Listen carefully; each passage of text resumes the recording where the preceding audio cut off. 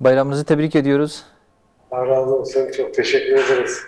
Mübarek Ramazan bayramının bu vesileleri hamdolsun bütün sıkıntılara rağmen güzel surura vesile oluyor. Sizin bütün yönetim kurulunun, bütün Yeniden Refah Partisi kadrolarının, tüm Türkiye'nin bayramını tebrik ediyoruz. Hayırlara vesile olsun. Çalışmalarınızda başarılar, muvaffakiyetler vesile olsun inşallah. Ramazan bayramımızı biz de parti olarak başta genel başkanımız olmak üzere sizlerin hepinizi, tüm camianızın bayramını tebrik ediyoruz. Değerli başkanlarım, sizin şahsınızda Yeniden Refah Partisi ailesinin bayramını tebrik ediyorum. Dile getirdiğiniz hususlar şunu bir kez daha ortaya koyuyor. Filistin konusunda aynı hassasiyetleri paylaşıyoruz. Ve bir kez daha şunu gördük. Filistin'deki direnişin ortaya koyduğu tablo, Siyonistlerin aslında görüldüğü gibi güçlü olmadıklarını, Kur'an'ın tabiriyle örümcek ağı gibi olduklarını bir kez daha bize göstermiştir. Yine biz şuna inanıyoruz, şu an yaşanan işgal Siyonistlerin gücünden değil, İslam alemindeki Müslüman ülkelerin dağınıklığından kaynaklanmaktadır. Bu birlik, beraberlik oluştuğu takdirde biz inanıyoruz ki bu işgal sona erecektir. Yine coğrafyamızda yaşanan sorunların en büyük temeli Siyonistlerin bir hançer gibi coğrafyamızda saptanmasıdır. Biz inanıyoruz ki bu direnişle beraber İslam alemindeki birlik, beraberlik oluştuğu takdirde bu hançer de coğrafyamızdan çıkarılacaktır. Toparlayacak olursak, Allah'ın izniyle Selahaddin Eyyubi'nin varisleri bizleriz. Biz kendimizi aynen Filistinli kardeşlerimiz gibi Mescid-i Aksa'nın muhafızları olarak kabul ediyoruz. İslam ülkelerinin yöneticileri her ne kadar kendilerini sağa sola vursalar, her ne kadar kimisi ihanet etse, her ne kadar kimisi normalleşme sürecine dahi girse, Allah'ın izniyle Müslüman halklar Kudüs'ü asla Siyonizme terk etmeyecektir. Müslümanları, Müslüman halkları birleştirecek olan yegane güç geldiğimiz nokta itibariyle Mescid-i Aksa'dır. Tek ortak payda şu an o kalmış ve Allah'ın izniyle Mescid-i Aksa Müslümanları birleştiren bir unsur olacak ve Siyonizmin yıkılışına vesile olacaktır. Türkiye'nin tepkileri, hassasiyetleri güzel bir noktaya kadar, ancak tepkiler, basın açıklamaları, etkinlikler malum ifade ettiğiniz bir caydırıcılık ifade etmiyor.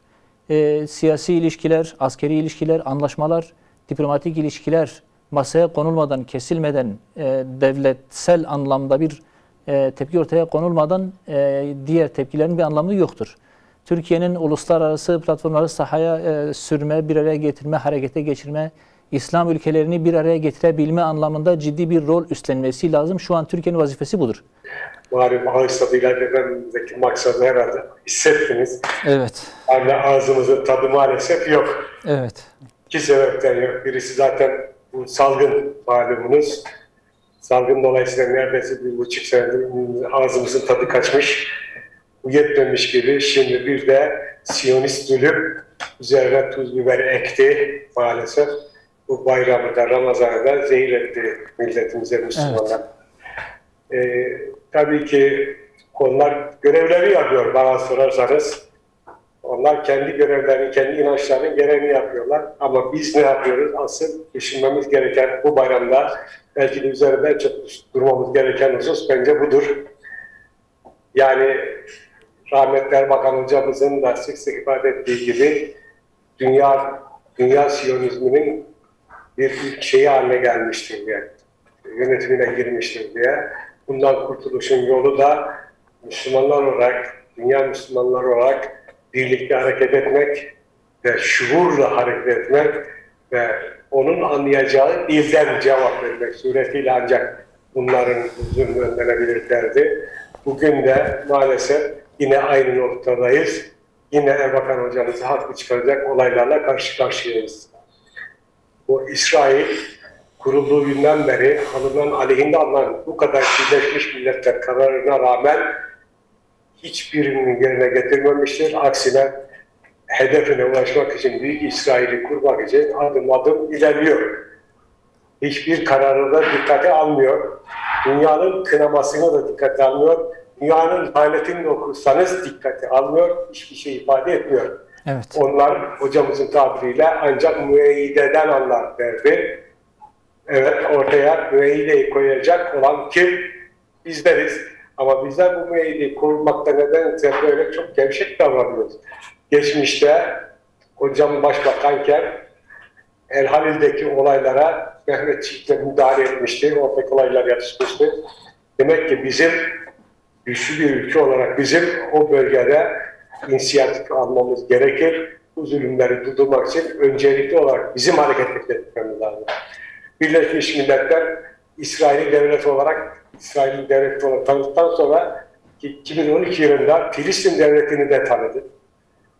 2017'de İslam Kurtuluş Örgütü İstanbul'da zirve toplantısında hem Filistin devletini tanıdı hem de Kudüs'ün Filistin'in başşehri olarak ilan etti. Bu durumda şu anda orada yapılan zulümün karşısında ne yapıyoruz? İslam Kurtuluş Teşkilatı Türkiye'nin öncülüğünde oraya bir güvenlik gücü veya barış gücü adı altında mutlaka bir gücü oraya göndermek durumundayız. Bunu genel başkanımıza ilan ettik geçtiğimiz gün. Bizim müeyyide olarak en başta yapmamız gereken şu andaki zulmün İran'da durması için Türk Silahlı Kuvvetleri'nin öncülüğünde oraya bir Birleşmiş Milletler gücünü yerleştirmektir diye düşünüyoruz. Evet. Yoksa kınamakla, lanetlemekle bu işin sonunu gelmeyeceği gayet açıktır. Öncelikle kıymetli Genel Başkanımız başta olmak üzere siz çok değerli kardeşlerimin bayramını en içten duygularla tebrik ediyoruz.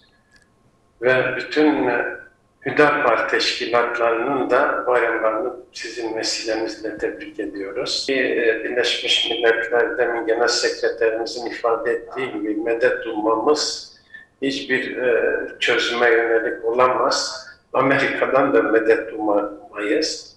Çünkü daha seçilmeden önce Joe Biden Siyonist olduğunu ifade ederek göreve başladı. Ve şu anda görüşünün gereğini yerine getiriyor. Evet. Bugün toplanması muhtemel olan Birleşmiş Milletler Güvenlik Konseyi'ni bloke ederek bu konuda bir karar çıkmasını engellediği gibi İsrail'in nefsi müdafaa uyguladığını belirterek açıkça İsrail yanlısı tutum izlemiştir. Keze Dışişleri Bakanı da Amerika Birleşik Devletleri benzer şekilde ifadeler kullandı. Bütün bunlar bir kez daha gösteriyor ki Müslümanların bir araya gelip ittifak içerisinde hareket etmeleri gerekir. Bu olmadığı müddetçe hiçbir çözümün ortaya çıkması asla mümkün değildir.